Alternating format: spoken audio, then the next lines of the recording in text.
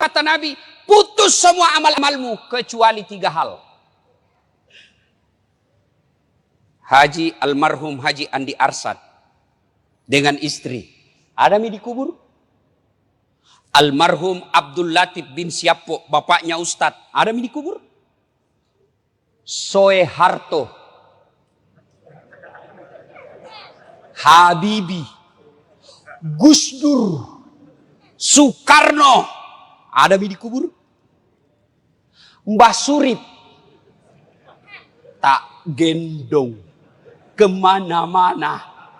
Adik nagaga, hilang semua. Maka putus semua orang sudah dalam kubur. Yang bisa menolongmu, kata Nabi, telu mani. Tinggal 3 perkara yang bisa menolongmu kalau kau sudah masuk kubur. Apa gerangan yang menolong? 1, kata Nabi, anak yang soleh dan soleha. Bukan anak anggota DPR, bukan anak kontraktor, bukan anak profesor, bukan anak tentara polisi, bukan. Tapi apa? Soleh dan soleha. Menjadi soleh dan soleha tidak harus tinggi sekolah. Menjadi soleh dan soleha tidak harus kaya. Menjadi soleh dan soleha tidak jadi pejabat dulu, tidak. Biar tidak ada sekolahmu kau bisa jadi soleh dan soleha. Biar kau miskin boleh kau jadi soleh dan soleha. Dan itu gampang. Mau jadi anggota DPR? Wane piro. Mau jadi bupati? Lebih mahal lagi, tipu kiri kanan. Mau jadi pengusaha batu bara? Siaga duitmu. Mau kau jadi soleh dan soleha? Biar kau miskin, bisa. Mau kau jadi soleh dan soleha? Biar tidak ada sekolahmu, boleh. Gampang. Nih, bapak-bapak ini di depan saya sudah muka-muka sakaratil maut. Di mana-mana dia. Kira-kira kalau bapak mati, siapa doakan kau? Siapa? Istrimu. Kalau dia masih muda, kawin lagi. Ibu-ibu, kalau meninggal, siapa doakan? Suami. Mak bene sih. Siapa yang doakan kita? Anak. Saya ini contohnya. Kakak saya. Jarang saya doakan. Nah minta doakan Kak. Itu pun kalau saya ingat. Tapi siapa yang selalu saya doakan di sujud terakhir saya setiap sholat. 5 waktu saya selalu sujud. Saya di ujung sujud saya selalu berdoa. Allahumma ghafirli wali walidayya warhamhuma kama rabbayani shaghira. Dan saya merasa almarhum Abdul Latif termasuk bahagia di kubur. Kenapa? Karena saya setiap sujud bukan diriku kudoakan tapi bapakku. Namobi bapakku bukan kontraktor. Meskipun bapak saya tidak tahu bahasa Indonesia, meskipun bapak saya tidak ada sekolahnya, tapi insya Allah bahagia di kubur karena anaknya selalu doakan.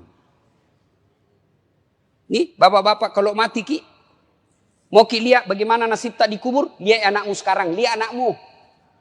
Kalau anakmu malam Jumat kau intip, baca Yasin di dalam kamar, harapan.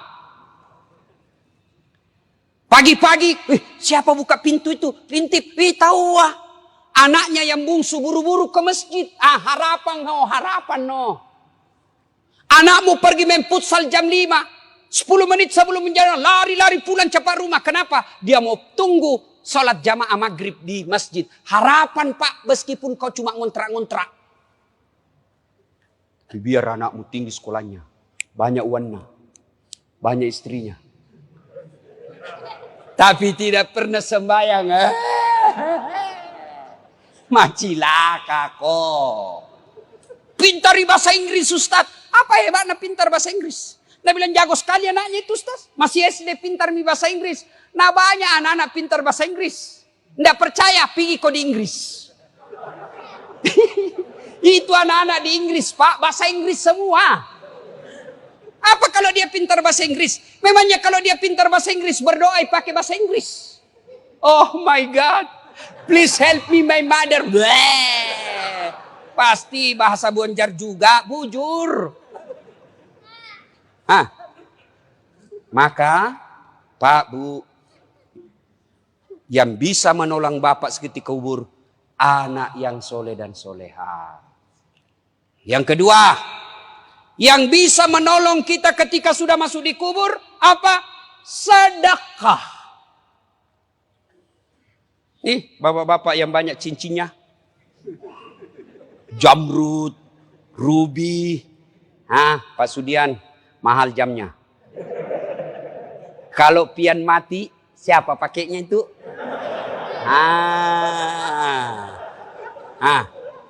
Untung tidak ada ibu-ibu di sini.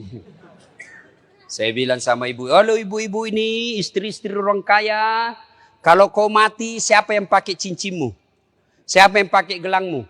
Siapa yang pakai kalungmu? Siapa yang pakai antingmu? Siapa yang pakai berlian dan emasmu? Dia teriak, anakku Ustaz, pret.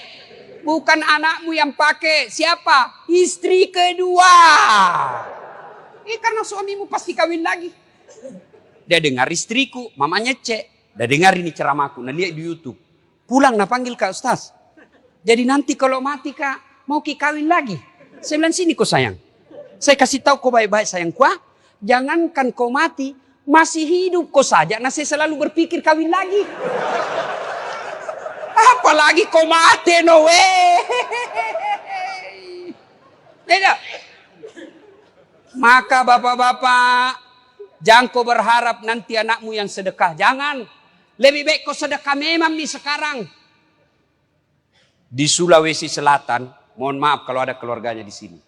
Ada yang namanya Haji Andi Sose. Ketua Legiun Petran, sudah arwah sekarang. Beliau kalau saya tidak salah 99 tahun meninggal atau lebih 100 tahun. Tidak pernah kita dengar sakit. Tidak pernah dihina orang. Tidak pernah kita dengar cerita jelek. Hebatnya 165 masjid dia bangun di Sulawesi. Kalau Bapak ke Sulawesi Selatan, ada Bapak lihat masjid 45, itu beliau yang bangun. Kira-kira di Batu Licin ini, Tanah Bumbu, ada orang membangun 165 masjid. Tidak ada pipa. Dan tidak pernah kita dengar bangkrut. Maka Bapak kalau susah hidupmu, kenapa ini saya miskin terus? Karena tidak mau kau bersedekah. Bagaimana mau bersedekah dan miskin? Bersedekah kok supaya kaya kok. Jangan kau tunggu kaya baru bersedekah. Sedekah itu tidak selalu fulus. Ada masjid dibangun. Ada dengar di komplek kita masjid dibangun. Sedekah kok. Yang kaya sedekah kok dengan semen, besi, tembok, semen. Yang pejabat sedekah kok dengan tanda tanganmu. Yang tidak punya jabatan, yang tidak punya uang, sedekah kau dengan tenagamu, pergi kau angkat semen. Saya tidak kaya, tidak pejabat, tidak kuat Ustaz, tapi saya mahasiswa, sedekah kau dengan otakmu. Pikir bagaimana supaya ini, pikir ini. Ustaz, saya pandai menggambar, nanti saya gambarkan. Saya pandai ada ketik komputerku, saya ketik undangannya. Itu sedekahmu. Saya bukan pejabat, saya bukan orang kaya, saya bukan mahasiswa, saya tidak punya tenaga kerja keras. Apa sedekahmu? Diam kok. Jangan kau banyak bicaramu. Ada juga itu tidak pernah datang berjamaah, tidak pernah nyumbang, tidak pernah ikut rapat. Mak kok bawa nolah cilaka. Ya mega bicara. Sedekah Pak. Bapak-bapak ini terutama kita yang sudah tua, sedekah Pak. Demi Allah kalau Bapak sudah masuk kubur, menantinya bukan 1 tahun kau dikubur. Bukan 100 tahun kau dikubur. Tidak balik-balik mako. Mondronok kotu, dena gagamu lisu. Sedekah Pak.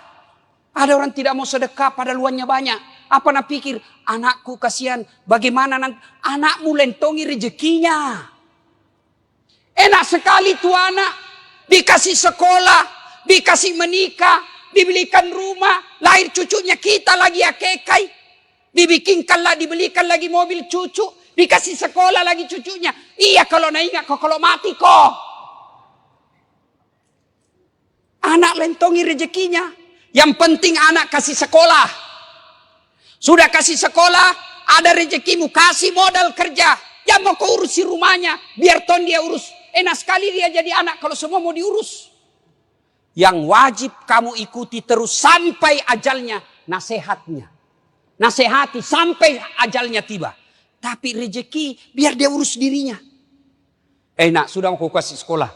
Sudah mau saya kasih modal. Wayalemu, ini harta yang saya kerja. Sudah mau kasih warisan. Bagianmu sudah ada. Saya mau nikmati. Saya mau bangun masjid. Saya mau nikmati. Saya bangunkan panti asuhan. Saya bikinkan anak yatim rumah. Supaya saya enak ton di kuburku. Wayalemu. Yang ketiga. Yang bisa menolong kita ketika sudah masuk alam kubur. Ilmu yang bermanfaat. Makanya kalau dapat ceramahnya Dasat Latif di grup-grup WhatsApp, syar'i. Langsung sebar. Jangan kau yang sebar yang lain-lain. Dilihat dosa, tidak dilihat barang bagus. Jangan itu saja mau sebar, cilaka. Yang bagus-bagus juga kau sebar. Ibu bapak saudara-saudara sekalian, panjang kita mau sampaikan. Tapi waktu terbatas. Pegang maki ini 3. 1, anak yang soleh dan soleha. Yang kedua, sedekah. Tidak ada orang bangkrut gara-gara sedekah. Malah kalau mau bapak kaya tolak bala, sedekah. Kenapa itu anakku Ustaz susah sekali dinasihati? Tidak pernah ku sedekah. Kalau bapak bersedekah, lihat siapa dikasih. Kalau guru kita kasih, Bu Imam kita kasih, Dasat Latif kita kasih, jam mau kau kasih dasi. Nggak usah kau kasih sepatu pantopel. Kapan pindah pakai? Ustaz Pak Imam pakai dasi kupu-kupu. Apa kasih Bu Imam? Kasih sarung dengan amplop. Tapi kasih tong isinya. Nggak ada gunanya amplop kalau tidak isinya. Ayo, anak sekolah, jam mau kau kasih sarung. Lebih utama, kasih bayarkan SPP-nya. Itu lebih manfaat. Kasih yang bermanfaat. Sedekah. Kemudian yang ketiga, ilmu yang bermanfaat. Bapak dalam grup WhatsApp punya 10 grup. Sebarkan 10. 10 grup itu masing-masing anggotanya 100, 1000. 1000 Bapak sebarkan dakwah-dakwah. Masa tidak ada yang ngamalkan? Kalau ada yang ngamalkan, selama dakwah itu diamalkan, maka yang menyebarkan dapat pahala. Ustadznya dapat pahala, yang menyebarkan juga dapat pahala. Tapi sebaliknya kalau Bapak selalu sebarkan berita-berita bohong, seperti hoax soal vaksin. Vaksin ada chip, ada besinya. Komunis. Siapa ajar kok? Bilang ada besinya di sini Ustaz. Mati semua itu tentara sama polisi kalau itu vaksin jelek. Mana ada polisi sama tentara belum divaksin? Tanya mungkin itu polisi ada di sana. Tanya Mi. Tanya. Sudah divaksin toh? Ya mau kau vaksin tidak terima gajimu. Itu. Kalau vaksin ini jelek Pak, pasti tentara sama polisi sama pegawai negeri mati semua Mi. Sudah semua divaksin. Saya sudah divaksin. Alhamdulillah sehat walafiat. Tapi Bapak yang sebarkan berita-berita bohong soal vaksin, selama berita itu beredar, selama itu Bapak edarkan kebohongan, dapat dosa. Meskipun Bapak sudah mati dikubur, dapat kok dosa. Daripada sebarkan berita bohong, mending sebarkan berita kebaikan. Terima kasih, lebih dan kurangnya mohon dimaafkan. Mari kita kirimkan suratul Fatihah kepada Rasulullah Muhammad SAW. Khasiat dan keutamannya kita ikhlaskan kepada almarhumah Hajjah Wardatul Wartiyah binti Haji Abdul Somad dan arwah Haji Andi Arsad Peta Tahang. Al-Fatihah.